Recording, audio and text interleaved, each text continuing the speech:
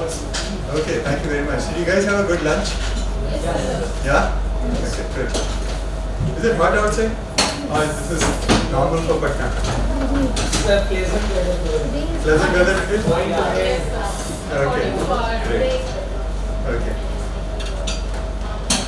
Okay, is everyone back? So whoever is not here, please raise your hand. Okay. Okay, so ecological footprint, as this guy explained in the video before this. So natural environment as a source of stuff for us, and natural environment as something that will absorb our waste also and process our waste. Okay. So natural environment as a source is the sink, and the total of sources and sinks. That's where he's getting this number from. Total of sources and sinks represents the amount of land, water, and air needed, and these are the bioproductive areas. And this is expressed as global hectare acres. So, and this is where he gets his number from. And you know that 1.7 hectares, this is where he's getting it, this number from. He's done this calculation. Okay, so now this is what we are going to do. Now that you've come back, and I will have some activity right now, okay?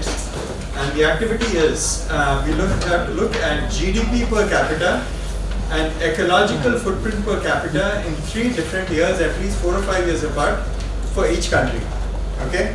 And is there a relationship between GDP per capita and ecological footprint per capita? Okay? So that's the activity. And I'll just distribute you, group you into some countries and some groups. And for ecological footprint, you just Google, there'll be different sites that will give you this. Use any site that you want, okay? For ecological footprint. Okay, so let's start with your number 1.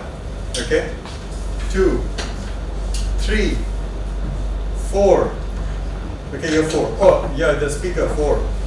Okay, and then 1. And then you're 2, 3. And okay, then we'll go back there. 4, 1, 2, 3, 4. 1, 2, 3, 4. 1, 2. Okay. All the ones, raise your hand. Okay, all the ones, do Brazil. Okay, so all of you get up and go towards the back there. All the ones.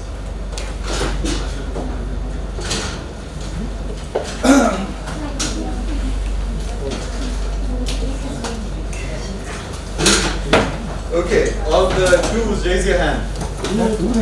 Okay, all the twos. Okay, you're also doing it. Okay, all the twos. All the twos can come forward here. Come forward to this man here. All the twos come forward here. And you guys do Malaysia. Okay? Malaysia. All the threes, raise your hand. Okay, all the threes do Germany. Yeah. And come next to this, to yellow shirt. Yeah. Come here.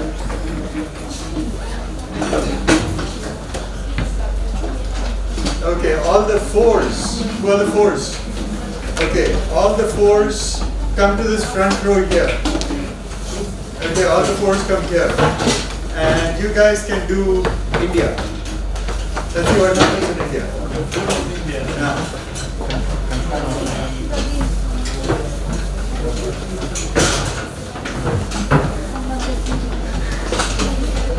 And take the years at least 5 years apart, okay? Otherwise you won't see any variation. At least 5 years apart.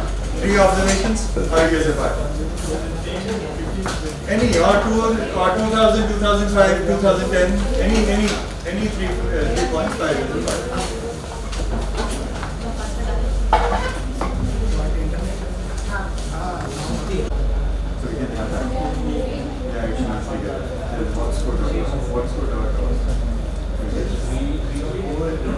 Incorporated. I'll take a look at the calculations.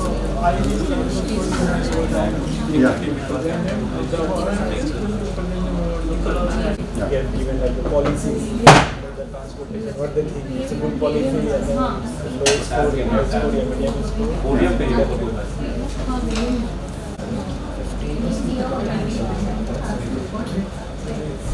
Otherwise, it's simply that they're taking some notes, listening to me or something like that.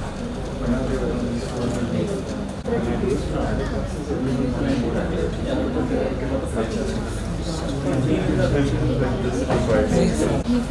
Madam याद कीजिए कि Brazil ले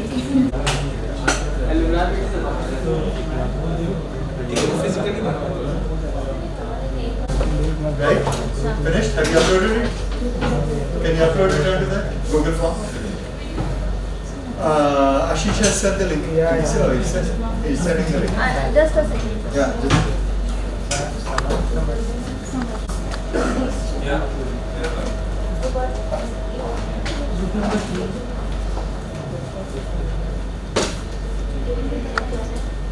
Please save your responses by the name of ecological footprint. It's easier for us to respond. मेरा नाम नहीं है हमको दूसरे का नाम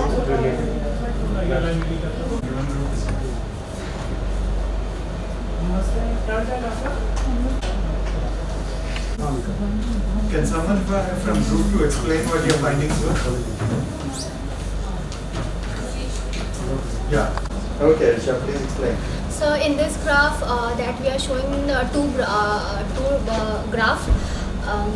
two-line graph, that is GDP and that is ecological footprints.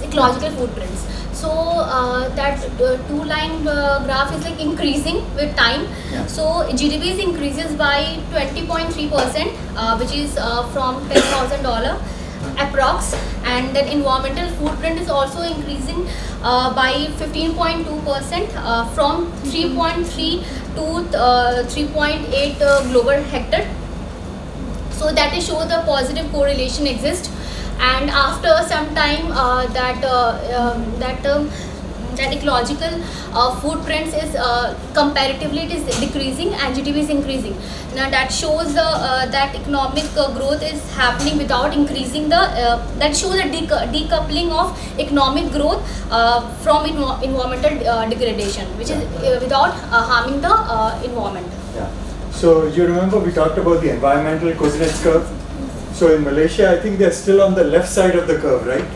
And they're at the top. It's now maybe changing because that's what you find there, right? Towards the end. Great. Thank you very much. What about team 3? Yes, Ajay. Can you explain yours? He'll bring up the picture. The table shows the in January 2005 to 2015, the year selected, the 5 years gap, 2005, 10 and 15. Yeah. The GDP per capita increased from 5 to 10, approximately 1500 points, Yeah. approximately 3500 to 36,670 approximately. But in 2010 to 2015, it's increasing approximately 5,000 points. Yeah. Which nearly comes up to approximately 42,000. Right. But in ecological footprint per capita, it's slightly decreasing point. Yeah. In from 2005 to 2015. In 2005, 5.2. In 2010, it's 5, and further is less in 2015, goes to 4.9. Yeah. Now in bio capacity, it's constantly sustained. From 2005 to 2015. Yeah. It's nearly to 1.5. Great. Thank you so much. So if you look at this, if you remember the Kuznets curve, Germany seems to be on the right side. So it's good that these examples I took at random. So it's very good to get one that Malaysia on the left side of the curve and Germany on the right side of the curve. So that's good. So how about team 1? Okay, team 1. Last one. Is Brazil. Yeah. In the graph we can see that the ecological footprint is, as the ecological footprint is decreasing, so as the GDP per capita. Okay. So it can clearly be observed that it is directly proportional to each other. Yeah. From the year 2012 to 2020, it has constantly decreased, and then again it can be seen that in 2024 both have increased. Yeah. And I don't know how it fits in the Kuznets curve because his GDP is uneven, right? Yes, sir. It was high, then it went low, and then it's coming up. And so I don't know how it fits on the curve, but that's what it is. Okay. Okay. Group 4. The country given to us is India, Yeah. 10, 15 and 2020. Yeah.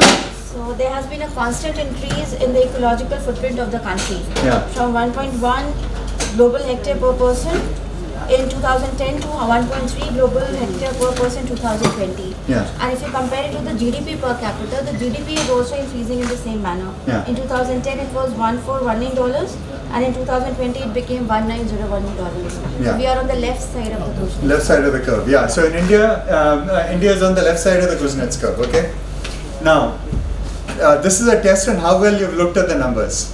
You've seen the average GDP of the country. You've seen the average ecological footprint of the country. Did you notice anything?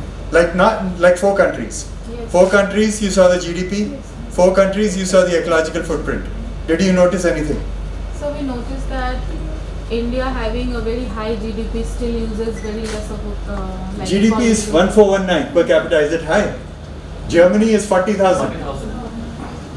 Means more like more to GDP, the more of the ecological. In developing countries, mostly the developing countries are on the left side, Yeah. but the countries which have already achieved a higher level of GDP, Yeah. are considered to be developed, they are on the right side of the Kuznets. Yeah, they're on the right side of the Brazil curve. was an exception. Yeah, but also, is there a relationship between ecological footprint and the GDP? Yes. So Germany, it's Increasing GDP and decreasing food carbon footprint. yeah no forget the trend of decreasing. Let's say the average GDP of Germany was, let's say, 40,000. Yeah. What was the average footprint of Germany? 4.7. 4.7. Yeah.